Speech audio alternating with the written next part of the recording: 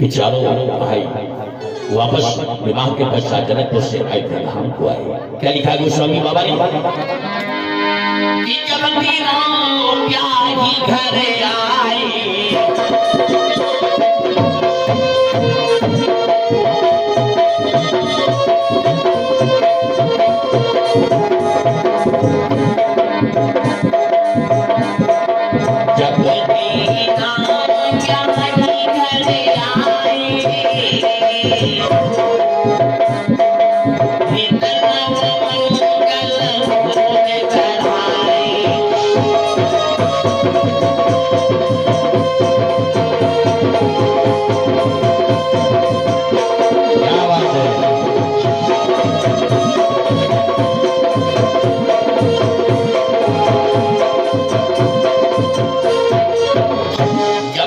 राम ब्याही घर आए नित नव मंगल मोद बढ़ाए। क्यों न मंगल हो जाए, क्यों न आनंद हो जाए? क्यों?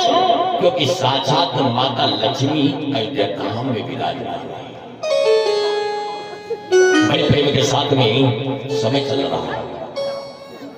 साक्षात नारायण जिस जगह पर उपस्थित हो और हमारी देवियों के द्वारा कुछ भगवान का सम्मान किया गया है विद्या के लोगों के द्वारा, लेकिन नाम हमें विदित नहीं है भाई, इतना याद नहीं, बहुत लंबा नाम पढ़ दिया भगवान के लोग। तो आपके द्वारा भगवान का सम्मान प्राप्त हुआ। तो आइए ध्यान दी बतलाओ ना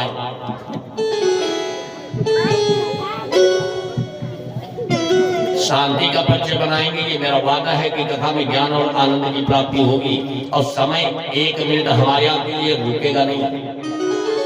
चाहे बदलाए में समय निकाल लियो और चाहे भगवान का ध्यान लगा लियो। ये अपने भाग्य को प्रबल मानो। भगवान का आशीर्वाद प्राप्त हुआ क्योंकि कथा 7 नहीं अगर 70 दिन की हो जाए और जिसके भाग्य में नहीं है वो यहां तक नहीं आ पाएगा। गांव के कुछ लोग रह जाएंगे जो यहां तक नहीं आएंगे। क्यों नहीं आएंगे? कोई दुश्मनी नहीं है, कोई बैरी परस्ता नहीं है। क्यों नहीं आएंगे जानते हो? बिन सत्संग विवेक न होई।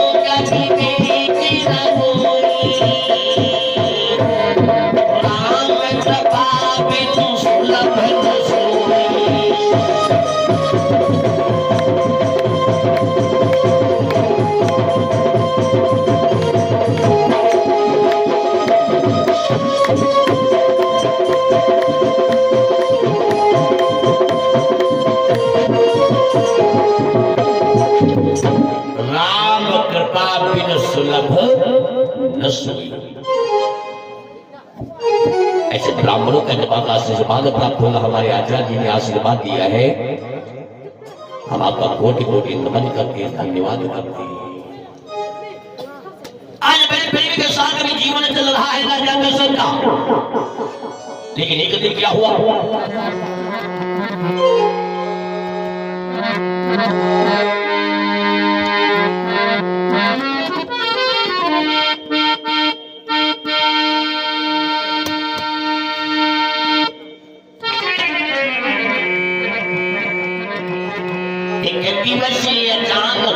राजा की क्या लिखा है? एक दिवसीय अचानक राजा ने दर्पण में अपना मुख देखा।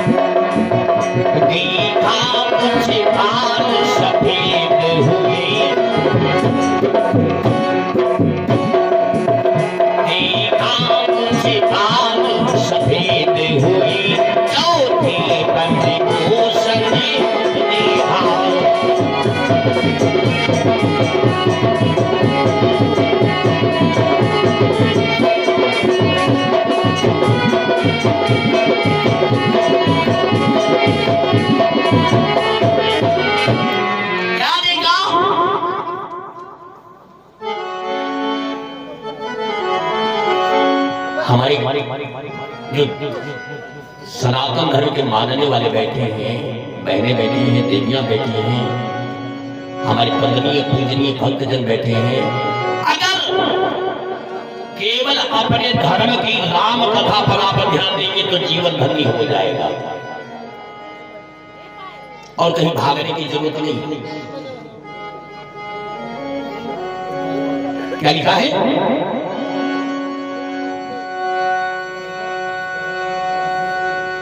श्रवणे समीप भय सिद्ध की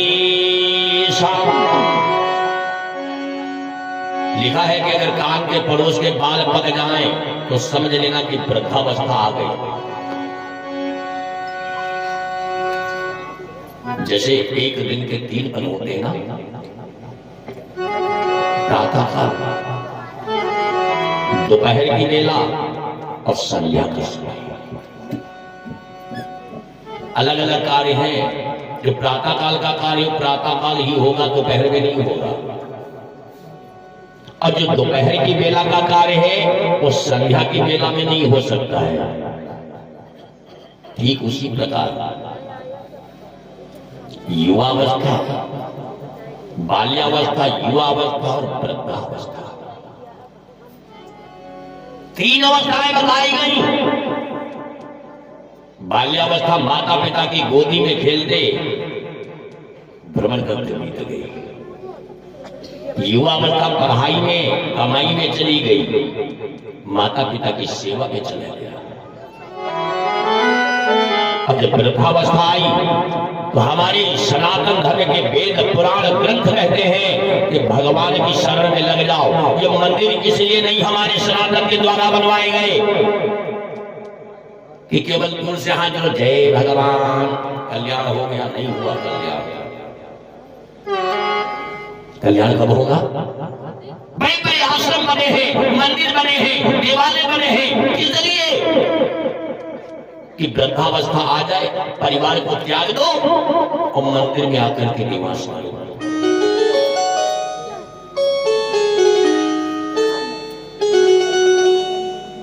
सुनते हैं पंडित जी लड़का हमारे चिल्लाते हैं, भोजन नहीं देता। काहे लड़कन के पीछे लागो, इनके पीछे लागो। मंदिर बना है किस लिए बनाया है हमारे धर्म के लोगों ने कि जो परेशान न हो, परिवार त्याग करके भगवान के भजन में लग जाओ। परिवार से बढ़िया भोजन की व्यवस्था करेंगे हमारे ठाकुर जी। वैसे न माँ के गाँव में 7 दिन रुकते और ना अनंत भैया जी ने जो भोजन की व्यवस्था कितनी सुंदर की थी ना कर पाते, तो इन्हें पाछे लागे तभी तो व्यवस्था हो गई। बता भाई, अगर इनके साथ में नहीं होते तो आज आपका हमारा ये सत्संग नहीं मिल पाता। इनका साथ पकड़ करके तो देखो। लेकिन कहते क्या है कि आएगा बुढ़ापा मोरे भाई रे, आएगा बुढ़ापा मोरे भाई रे, लगा दी गई जवानी।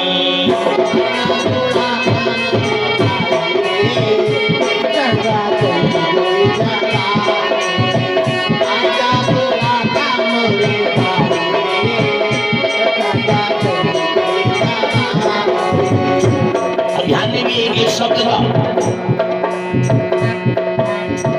दई गई जवानी लगा दई गई जवानी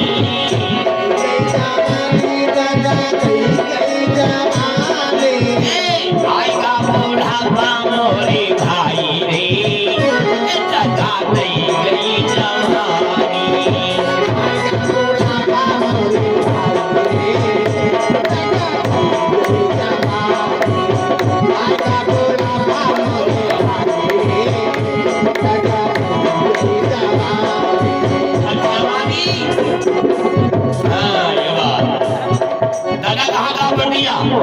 एक एक शब्द सुनने के लायक है।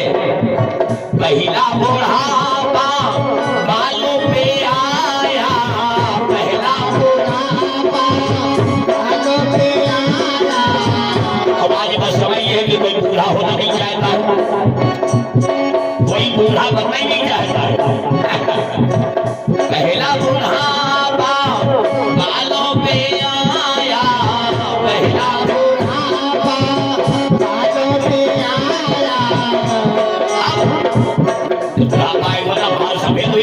तो हो किया क्या दाई ने की है मेहरबानी, दाई ने की है मेहरबानी लगा दई गई जवानी।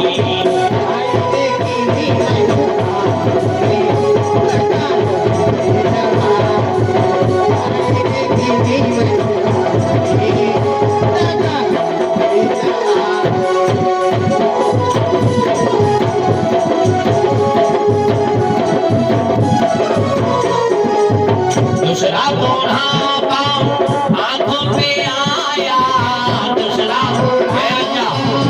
आंखों पे आया, बुढ़ापा आंखों पे आया। अब फिर क्या हुआ? चश्मे ने की है मेहरबानी लगा दई गई जवानी।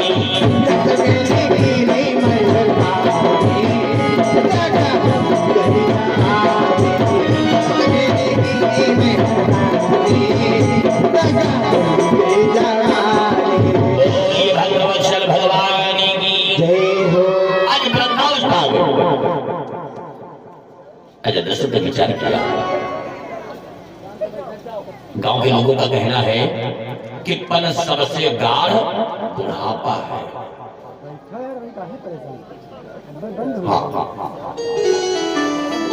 जीवन उसका कुशलता के साथ में गुजरता है जिसका बुढ़ापा सफल हो जाए। हाँ प्यारे ध्यान दें, जिसका बुढ़ापा बन गया समझ लो सारा जीवन लगा बन गया। वाह कहाँ महाराज चले जाते हैं, कई अवस्थी कहाँ हो, इधर देखो तभी हमको देखो भैया वही काम तीन कार्यक्रम निपटा रहे घंटा का। हमारे मिश्रा जी बड़ी सच्चिदानंद भगवान की सुंदर सहयोग किया हमारे पिंकू भैया जी ने, बहुत बहुत धन्यवाद। तो क्या लिखा है कि महाराज दशरथ ने जिस समय आईने में देखा तो देखा क्या, एक दिवस अचानक राजा ने दर्पण में अपना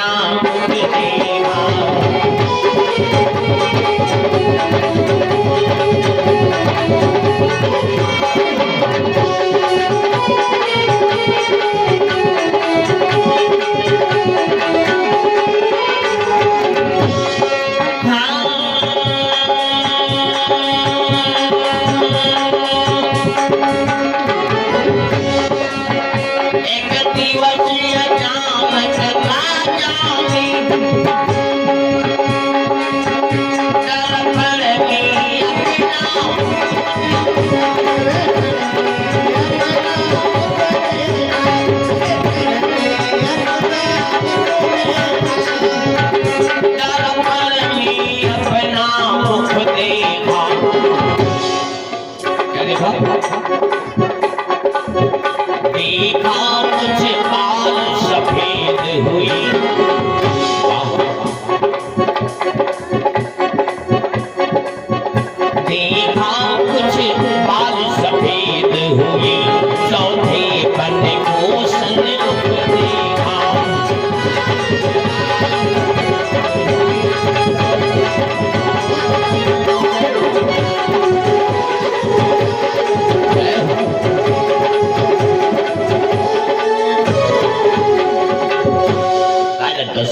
सोचा कि अब हमारी अवस्था आ गई है भगवान के पास चले जाए।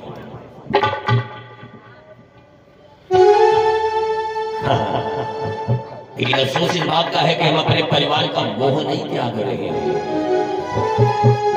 जैसे एक दादाजी थे गांव में,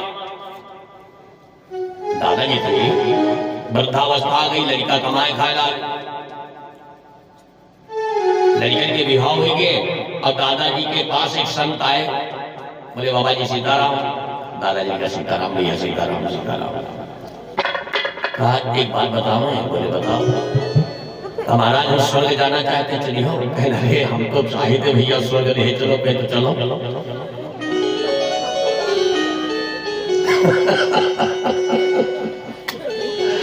जब स्वर्ग जाना चाहते तो चलो, हम चल रहे हैं।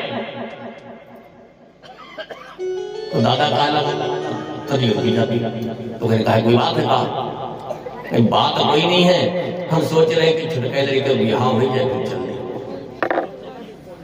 तो कहें तो साल खामा हो ही नहीं।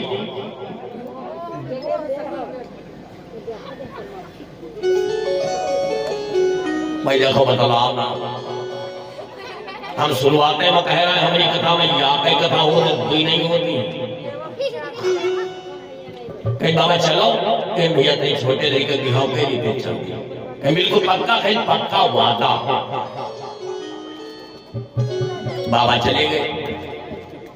जब चले गए साल बीता, लड़का विवाह होगा, संत भगवान फिर आए, कहीं बाबा चली हो, आप वादा कह रहे हो कि साल भर बाद चल रहे हो। तो बाबा का अलग चल तो दी भैया, लेकिन अब लड़का जो नहीं थोड़े तो भाई जो है इतनी रोजगार उपाइए, रोजगार अरे कमाए खा के बस हम चल दिया। हमारे काम कोई नहीं है, यहाँ बैठे नहीं थे। तो कहीं तो पर साल चल दिया हो, कहीं हर साल भी चल दिया बाबा। ठीक बाबा चले गए। साल बीत गया, लड़के ने दुकान किराने की खोलियां चलाने लगे और बाबा बीचे में हुई के खत्म। अब जब साल बीता, बाबा आए तो भैया जी से पूछेगा जो दुकानदार उनके लड़का रहा है कि भैया आपके पिताजी कहाँ हैं? तो कहीं महाराज कोई है ही नहीं। कहीं कहाँ के? कहीं महाराज जो छुट्टी पाई। तो बाबा ने संत ने आंखें बंद की, ध्यान लगाया तो दरवाजे पर उनके दुकान के एक कुत्ता बैठा था।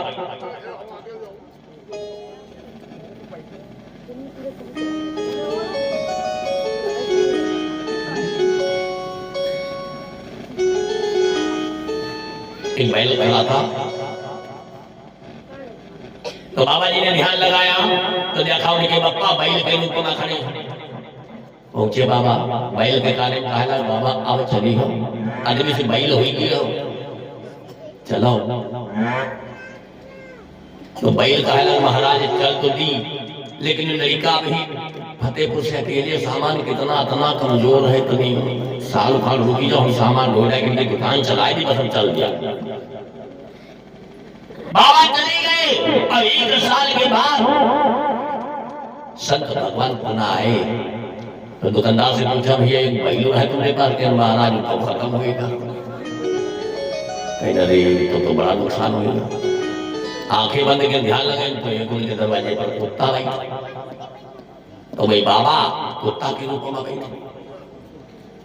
संत भगवान के कान में कहीं अब तो चलो और चली आओ, आदमी से बैल हुई गयो, बैल कुत्ता हुई गयो, और चलाओ। तो कुत्ता कहला महाराज ये लड़का वही है गंवार कि जाने पावत नहीं, आदमी मसाला ले आवत है, कहीं जाने नहीं पावत, लड़का पैकेट चुराई लेते थे। जब हम बैठे हम जाखा करें, और जैसे वो लड़का पैकेट चुराते थे भाग के घर दे। अच्छा चले गए बाबा। जब संत भगवान एक साल के बाद आए तो दुकानदार से पूछा ये भैया तुम्हारे दरवाजे पर एक कुत्ता बैठा था दुकान के सामने, कुत्ता कहाँ गया? बाबा वो तो एक्सीडेंट में मरीगा। कुत्ता मरीगा? हाँ।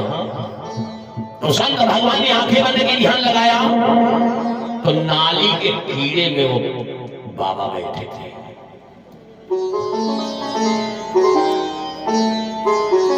संत भगवान गए ढूंढ डाली कौन का निकाली खो देखा, कहीं बाबा आप चली हम अब यूं कैसा नहीं। तो बाबा कहला चल तो दी, लेकिन ये बहुरिया जो है नई नई वही बिहाव पे चल रही कहला ना या कुछ जाने नहीं पाऊंगा। माता मैंने गांव के लिए थी, अगर चाय बनाओ चली या गिलास में ढल लेती रहे चली जाती। तो हम क्या कहते तो ये दशा है, ज्यादा माया ठीक नहीं है। आज महाराज दशरथ विचार करते कि प्रधान का बड़ी कठिन है। क्यों? वृद्धावस्था बाल्यावस्था बराबर की है, बराबर। जब नई बहू आती है ना, हमारी औलाद भूल जाती है कि जब हम छोटे थे तो हमारे पिताजी अपने गमछे में हमारी नाक और थूक पोंछते थे। नहीं पोंछते, इतने भैया लोग बैठे वो लोग गलत बोल रहे। और अगर हमारे पिताजी थूक दे तो क्या कोई खराब हम पोंछ देते?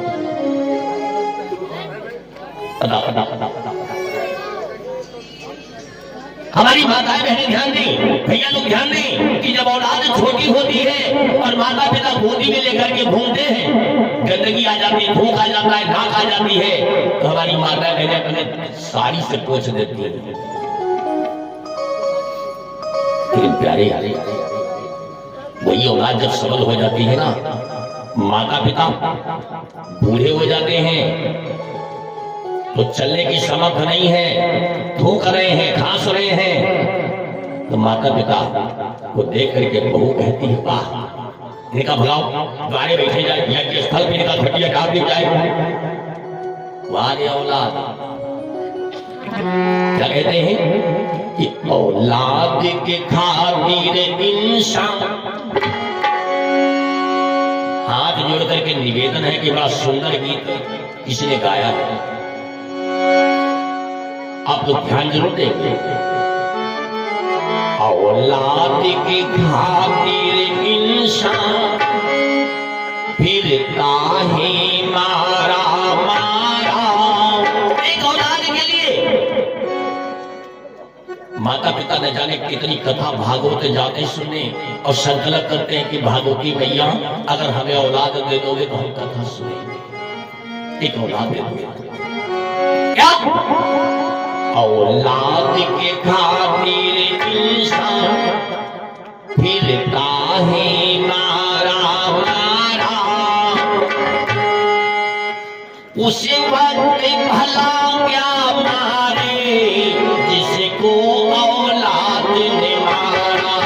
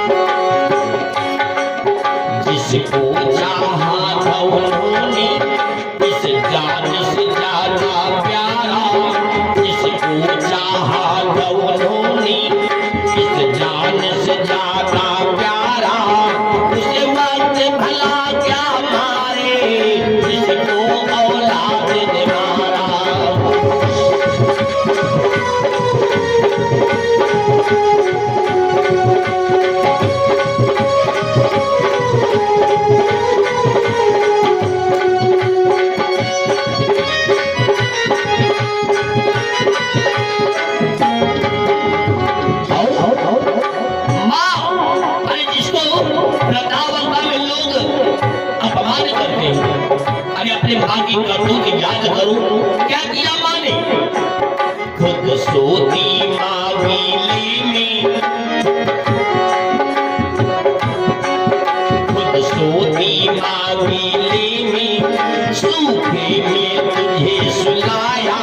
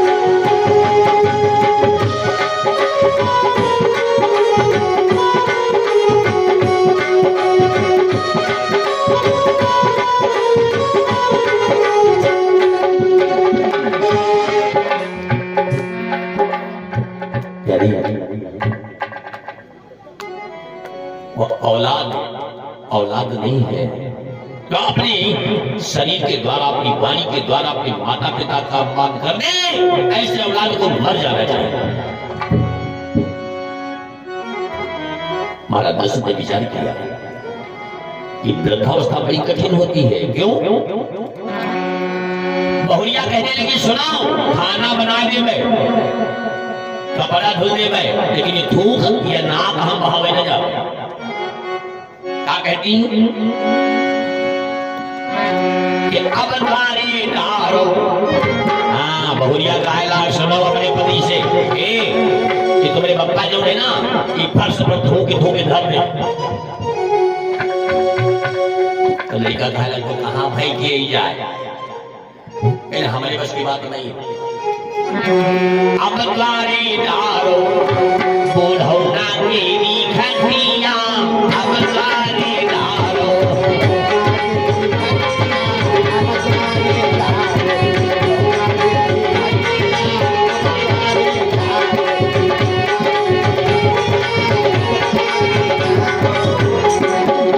तो कहती क्या गौरिया,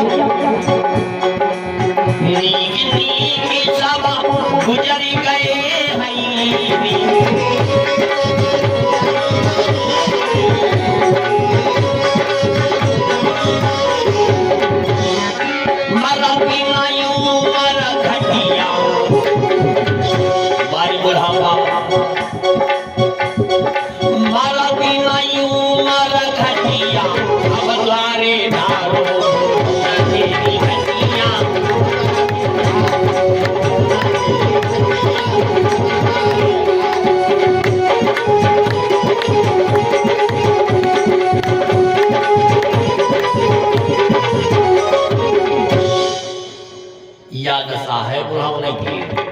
हाँ, अब फिर भी देख रहे हैं, लेकिन भगवान से दूरी बनाए बैठे हो।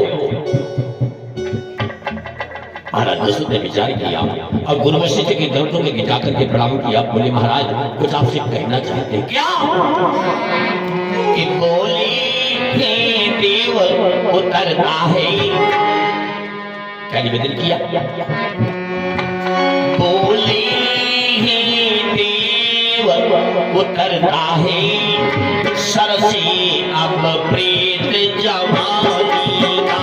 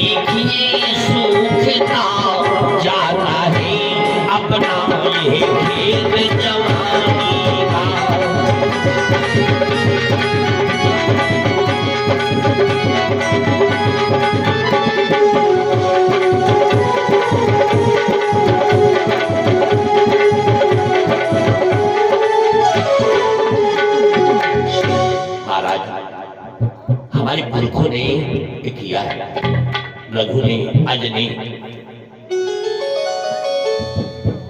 और ये हमको आपको भी करना चाहिए कि जब औलाद अपनी सबल हो जाए, बहू आ जाए तो कुंजी लगाम अपने बहू को दे दो, घर का बैंक बैलेंस पुत्र को दे दो, अब भगवान के भजन में लग जाओ, बनाओ चाहे बिगाड़ो तुम्हें जानो। लेकिन खटिया बैठ चली नहीं पावते, भैया आलू सूखे जाते हैं, तो लड़का खाते तो तुम्हें जाओ पानी लगा, अरे सूखा दे तो सूखा ही नहीं, उन्होंने तो खाएगा है। महाराज दशरथ ने कहा, गुरुदेव हम चाहते हैं कि हमारा पुत्र राम सबल है, गुणवान है, बुद्धिमान है, और उसको अयोध्या का राजा बना दें, स्वयं जंगल को चले जाए, वन को चले जाए।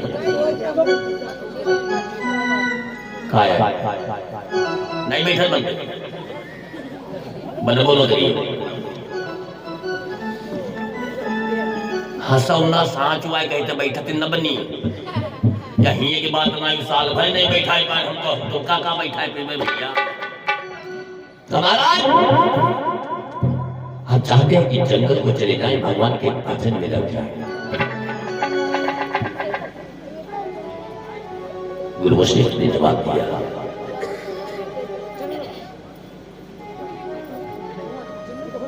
कि महाराज एक बात बताओ, इतना बड़ा महल बना है तो जंगल में जाने की कौन सी जरूरत है? अरे किसी कमरे में बैठ करके भगवान का जाप करो, वंदना करो। राजा दशरथ ने कहा, नहीं महाराज, अगर परिवार के साथ में रहेंगे तो परिवार में कभी सुख आएगा, कभी दुख आएगा, और उस सुख दुख को देख करके हमारे भगवान से ध्यान हट जाएगा। बोले फिर क्या करें? मैं जंगल को चला जाऊंगा। बोले कोई बात नहीं है, बात तय हो गई। महाराज दशरथ ने समाज बुलाया और विचार किया कि बताओ राम को राजा बना दिया जाए। अरे जनता तो पहले से चाहती थी कि राम को राजा बना दिया जाए, तैयारियां होने लगी। घर घर में पूरे गए चौके, वाह,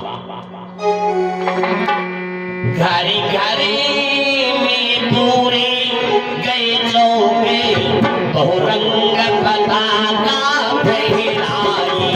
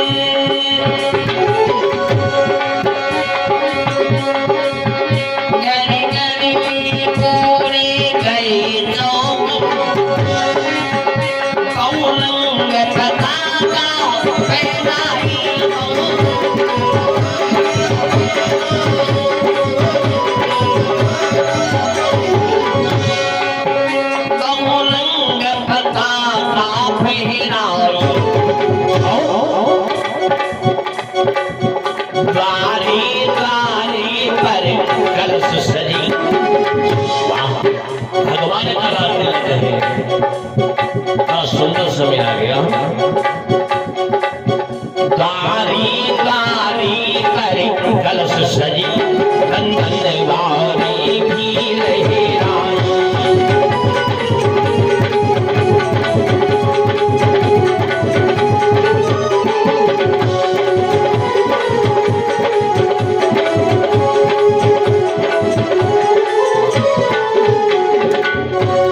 राम का राज तिलक होना है, अयोध्या में बड़ी खुशी मनाई जा रही है। के साथ नहीं। प्रत्येक घर में पकवान बने। हाँ, जैसे दीपावली मनाई जाती है ना, खुशी मनाई जाने लगी। लेकिन एक बात अब ध्यान दे हमारे भैया को, होनहार भावी प्रबल जस अपजस विधि। हाँ, तो किसी के कहने से, किसी के चाहने से कुछ नहीं होता है। आइए ध्यान दो कि होनी ने ब्रह्मा भटकाया,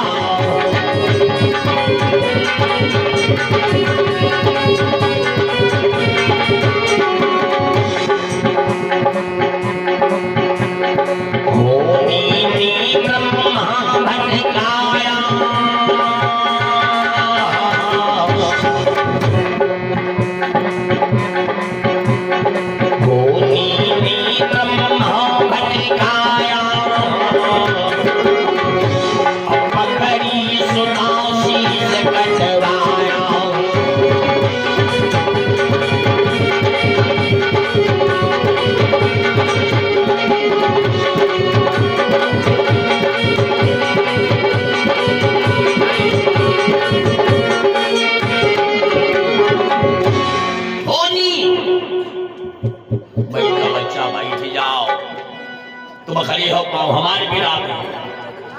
तो एक बार होनी ब्रह्मा के पास आई और ब्रह्मा ने अपनी कन्या का हाथ पकड़ लिया। भोले बाबा ने देखा कि अरे ये सृष्टि की रचना करने वाला है,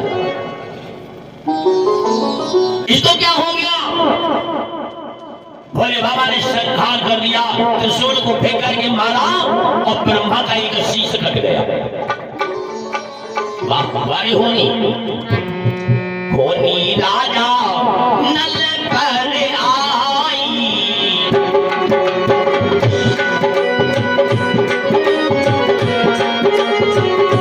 होनी राजा नल पर आई, कमवंती बन दीन पधारी।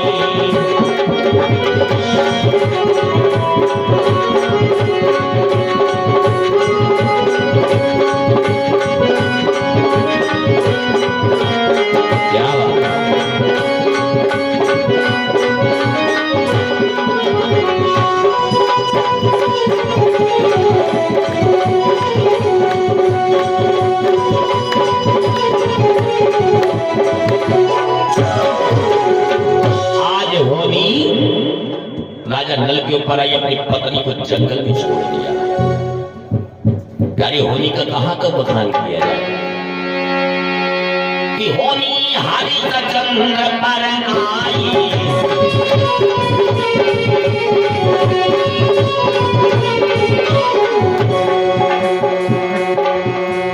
होनी हरिश्चंद्र पर आई। क्या बात है,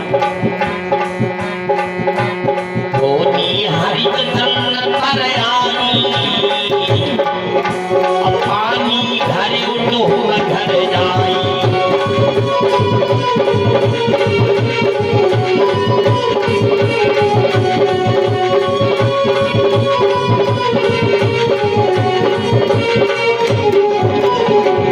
आज वही होनी अयोध्या धाम में आई।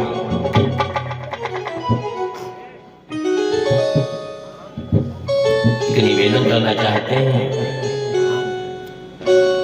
ज्ञानी ध्यानी भक्त बैठे हैं, देवियां बैठी हैं, बहनें बैठी हैं हमारी। किसी की कन्या का नाम कैकेयी आपने सुना है?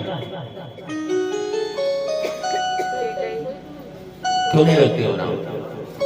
सीता रख देंगे, सुमित्रा रख देंगे, कौशल्या रख देंगे, मीरा, राधा, लेकिन कैकेयी क्यों नहीं नाम रखते हो? कहानी बोल के बताओ, हमका बताओ भवानी, कहानी मन बताओ। इसलिए नाम नहीं रखते हैं क्योंकि हमारी हिंदू धर्म के लोगों ने माता कैकेयी को कलंकित माना है, इसलिए। लेकिन गलत माँ कैकेयी जितना राम को प्रेम करती थी उतना अपने पुत्र भरत को नहीं करती थी।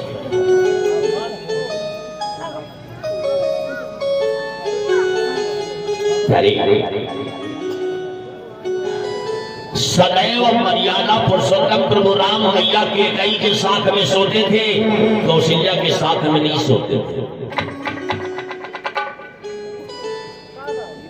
फिर तो वनवास हो गया।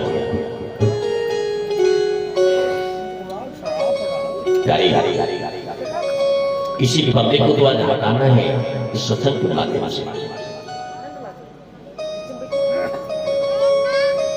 एक बार मैया कौशल्या ने विचार किया कि हम भी अपने पुत्र को जरा सोते हुए देखें कितना अच्छा लगता है। हाँ, माताओं बहनों की आदत होती है, लड़का वैसे कहे भरुहावा करे और जब सोई जी सोए जा भैया बहुत होता है, प्रेम होता है। मैया कौशल्या ने कहा कि कैसे बहन बहन एक निवेदन है, मुझे बता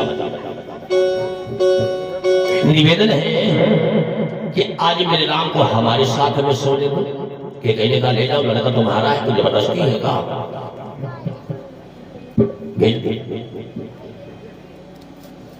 भगवान राम आए तो अब लेके नींद नहीं पड़े, इधर पल था ले उधर पल था ले। अब कौशल्या सोचे कब राम स्वामी तो हम निहारे अपने पुत्र का मुख। अब भगवान राम सोचे कब मैया स्वामी तो हम के कई मैया पास भागे। न वही स्वामी और न वही स्वामी। धीरे धीरे आधी रात बीतने वाली है तो कौशल्या ने कहा बेटा सो जाओ, क्यों जग रहे हो? तो भगवान राम ने कहा मैया नींद नहीं आ रही। क्यों नींद नहीं आ रही? भूख लगी? बोले नहीं। बोले फिर क्या बात है? तो भगवान राम ने कहा मैया जैसे मैया के कई लोरी गा करके सुनाती वैसे आप सुना नहीं पा रहे। इतना प्रेम के कई कमी है भगवान राम से। चले गए भगवान राम। और जब राम को राजा बनने का समय आया तो हमारे हिंदू धर्म के लोगों ने मैया केकई को कलंकित मान लिया। लेकिन बताएं कि कौन सा कलंक मैया केकई ने गलत किया है, जरा बताने का कष्ट करेंगे आप। सबसे पहले जब भगवान राम को बनाने का राजा बनने का समय आया तो देवताओं में खलबली मच गई कि अगर राम राजा बन जाएंगे तो रावण को मकन में नारायण का संहार कौन करेगा। मैया सरस्वती को भेजा कि मैया आपसे निवेदन है किसी प्रकार से राम को रोको, नहीं तो अनर्थ हो जाएगा। इस राजा बनने के लिए नहीं गए हैं, इस सफाई करने के लिए गए हैं। मैया सरस्वती आई और मंथरा के खोपड़ी पर बैठ गई आकर। एक कारण। दूसरा कारण क्या है? किस कारण से मर्यादा पुरुषोत्तम प्रभु राम को 14 वर्षों का वनवास हुआ? ध्यान देंगे। लेकिन एक बार भगवान के नाम का संकीर्तन हो जाएगा, बड़ी शांति है। सुनिए, काली मिला के बोलेंगे, हम वो बंदे में गणी मुंह खोल के बोलेंगे। बोलेगा कि सिया राम कहो, सिया राम कहो, सिया राम कहो,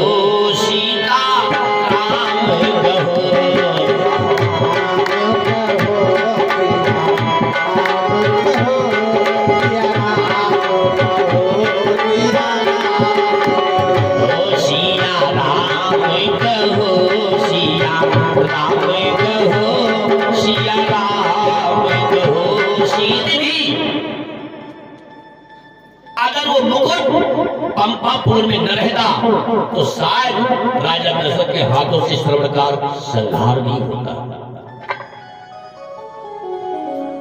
चलिए आइए, अब केकई विचार करनी है कि 4 पुत्रों में केवल राम ऐसे हैं जिनके द्वारा अपने कुल का अपमान का बदला लिया जा सकता है। इसी कारण से बाली का संहार भगवान राम ने किया है।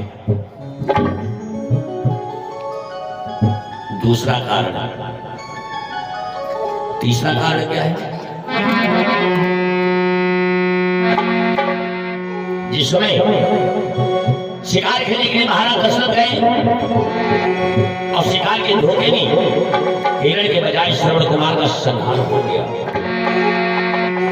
पुकार को सुनकर के महाराज दशरथ दौड़ करके गए तो तड़पते हुए मानो को देख करके महाराज दशरथ नहीं श्रवण कुमार को अपनी गोदी में लिटा लिया। आप कौन हैं?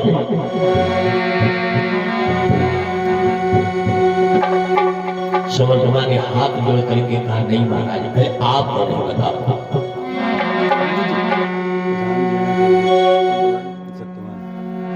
और हमारे बीच में सम्मानीय भैया जी हमारे ग्राम पंचायत बिलासपुर के ग्राम प्रधान जी उपस्थित हैं और जो कि हमारे जजमान भी हैं। हाँ भाई, इसमें चोरी की बात नहीं है कि पुरोहिती भी हमारी चलती है बिलासपुर की। अब वैसे तो पहाड़ीपुर में भी पुरोहिती बना दिया आप लोगों ने।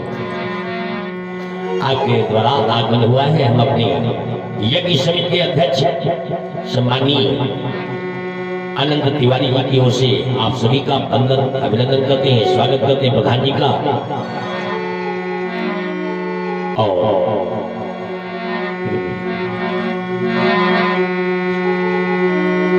निवेदन है कि आयोजन आप सभी क्षेत्रवासियों का है, ग्रामवासियों का है, व्यक्ति विशेष का नहीं है। बोली दुर्गा मैया की, बोली भक्तवत्सल भगवान की, बोल बाकी बिहारी लाल की। आज महाराज दशरथ हमारा जाप है कौन? बताओ। श्रवण कुमार ने पूछा तो कहा, मैं अभागा अयोध्या का राजा दशरथ। अच्छा, ऐसा ही कहा। वो घायल पुरुष ने हाथ जोड़ करके कहा, आज मेरा जीवन धन्य हो गया। क्यों? कि दशरथ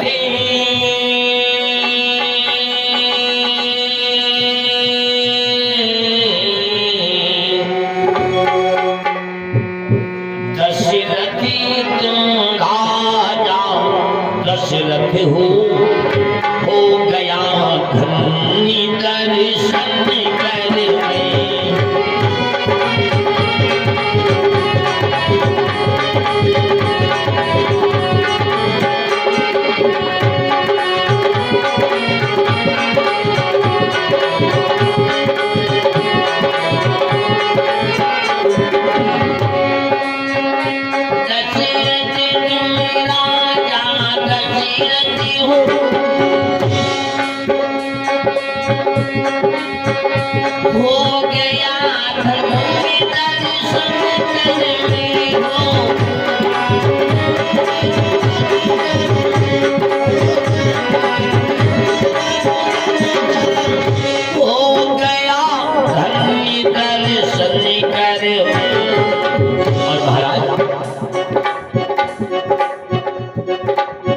ये शरणो जीवन है जिससे, ये शरणो जीवन है जिससे परलोक जा रहा मर कर में।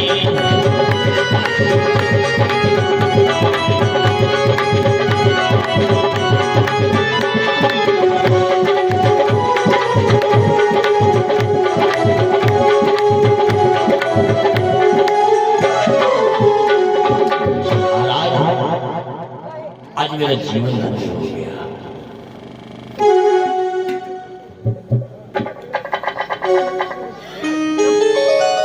मुझे मरने का गम नहीं है। क्यों? क्योंकि आदमी का जन्म बाद में होता है, मृत्यु उसकी पहले लिख दी जाती है। जन्म बाद में होता है और मृत्यु पहले लिख दी जाती है। कारण और स्थान और उम्र टाला नहीं जा सकता। लेकिन हाथ जोड़ करके श्रवण कुमार कहने लगा, महाराज एक बात बताओ, क्या कि हाय जालिम, हाय जालिम तेरा क्या बिगाड़ा, बेखता तीर सीने पे मारा।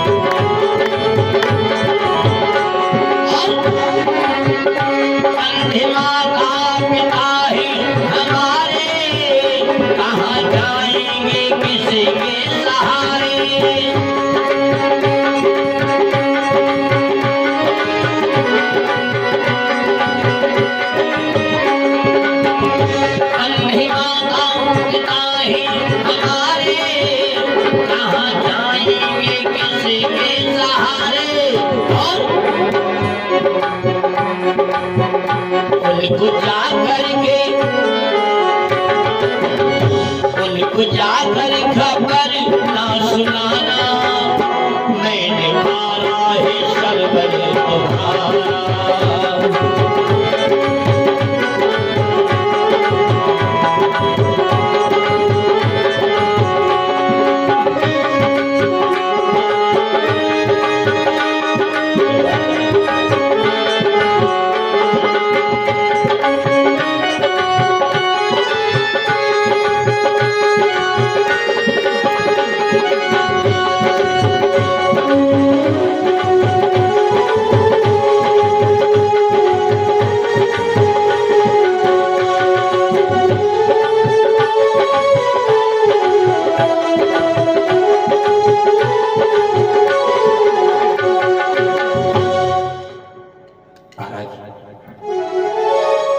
मुझे मारने का कम नहीं है,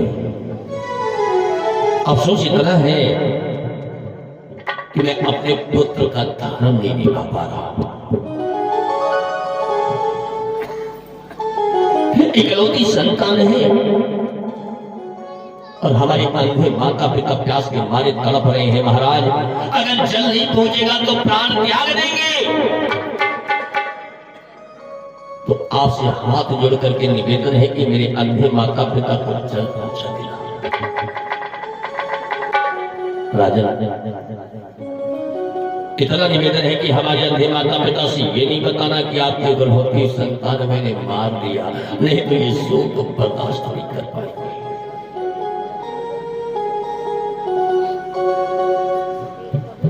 चलिए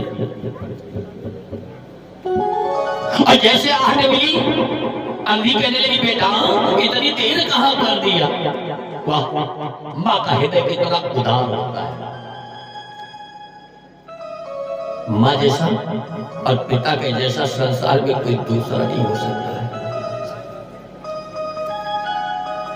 कितना प्रेम करने व्यक्ति, लेकिन माँ जैसा, पिता के जैसा और भाई के जैसा, ये भगवान के बनाए रिश्ते हैं।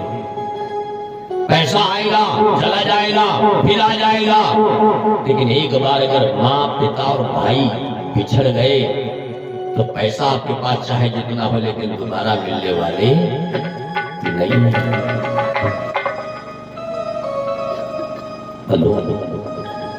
जल्दी करके राजा दशरथ पहुंचे और जैसे सुना माँ ने कहा, बेटा देर कहाँ लगा दी, जुकाम हो गया, अभी तो ठीक है। अब दशरथ के मुख से आवाजें नहीं निकल रही, कैसे किस मुख से बताएं कि मैंने आपकी इकलौती संतान को अपने हाथों से मार दिया।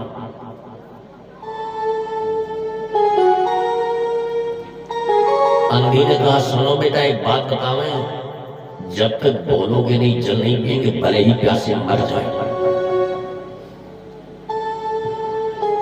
भाई अफसोस के साथ भी राजा दशरथ ने हाथ जोड़ करके कहा, महोदय मैं आपका पुत्र श्रवण कुमार नहीं हूं। अयोध्या का राजा दशरथ, तो मेरा पुत्र कहाँ है, क्यों नहीं आया, कहाँ रह गया?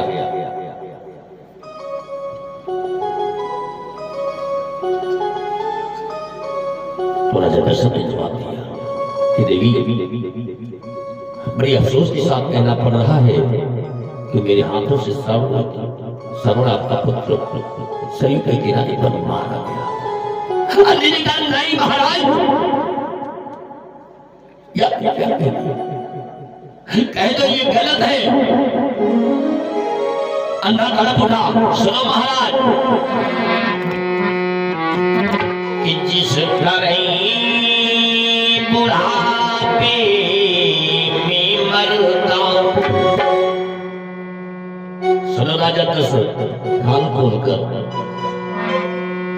जिस तरह बुढ़ापे में मरता ये अंधा पुत्र जिंदवन में, जिस तरह बुढ़ापे में मरता।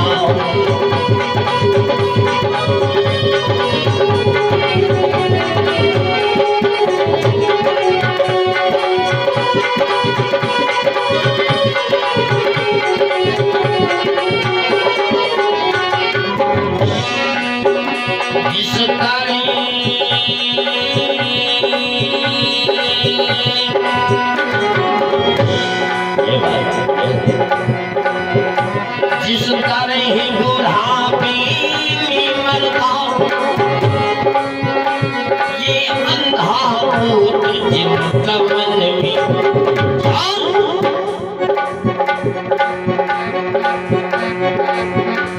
वही वियोग में भेदेंगे।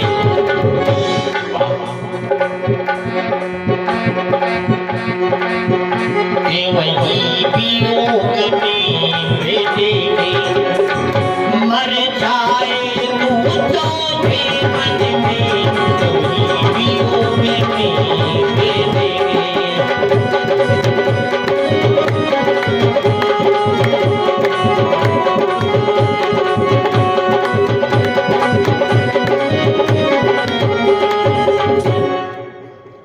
प्राणों को त्याग दिया और या भाग, जब अंधी को हुआ भागो, कहा सुनो महाराज दशरथ, इकलौती संतान को आपने मार दिया और इसी दिन के लिए औलाद के लिए व्यक्ति दर्द भटकता है, रोता है कि परमात्मा एक संतान दे दो। क्यों? क्योंकि मरने के बाद औलाद के द्वारा ही दाह संस्कार किया जाता है।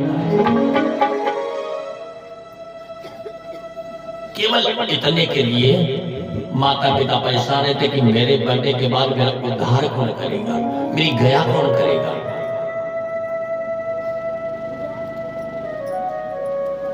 और वो भी आपने झेल लिया, एक तो विभूति बना दिया, दूसरे विधवा बना दिया। सुनो महाराज दशरथ,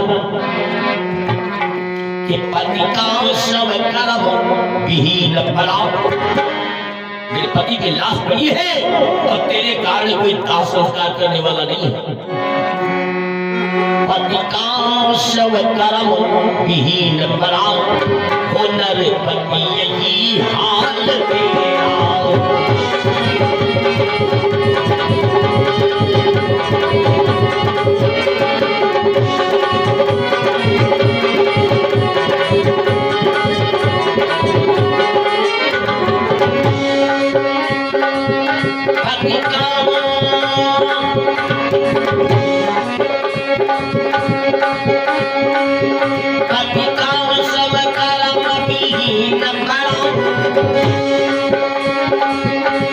नरपति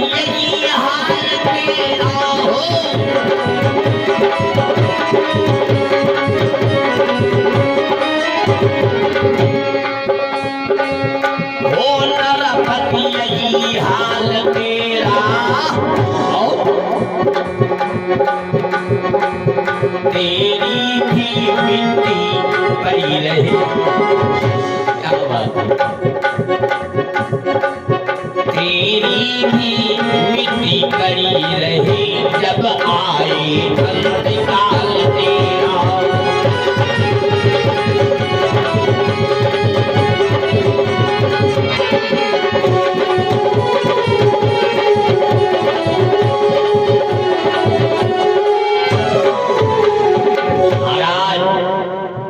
पति की लाश पड़ी है, कोई दाह संस्कार करने वाला नहीं है। मैं तुमको श्राप देती हूँ कि वृद्धावस्था में तुम्हारी भी लाश पड़ी रहेगी और कोई मिट्टी देने वाला नहीं होगा। प्रसंग वहीं पर है। हाँ, कहां पर है प्रसंग? भगवान राम का राजतिलक। ये बात कई जानती हैं कि अंधी के द्वारा श्राप मिला है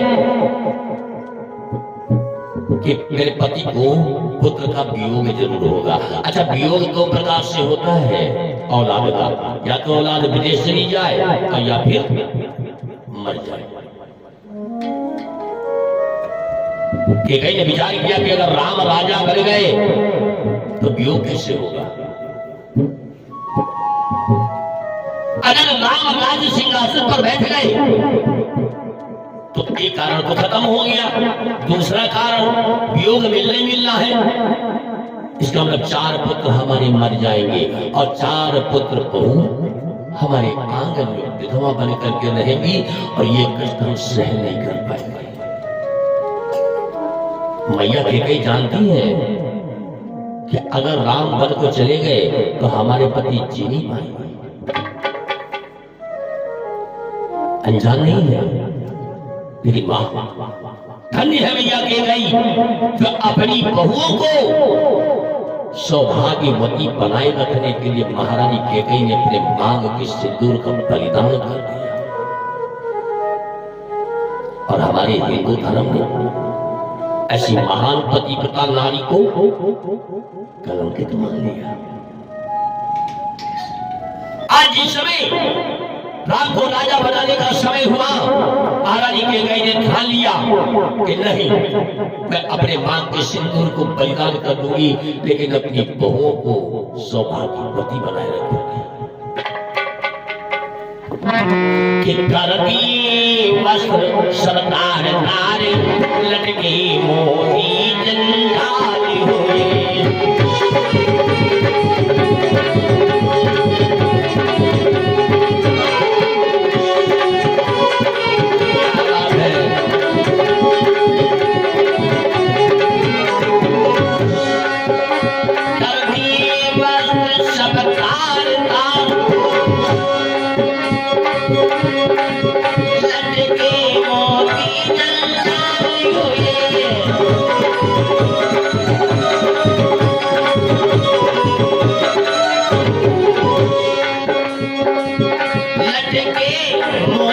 जंजाल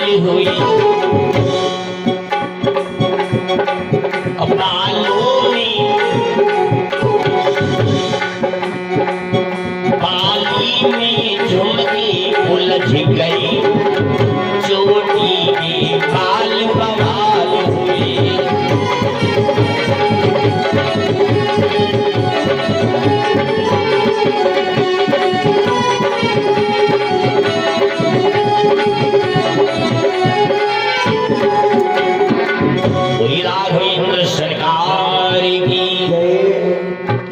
श्रृंगार को बिगाड़ करके महारानी कैकेयी कोप भवन को चली गई।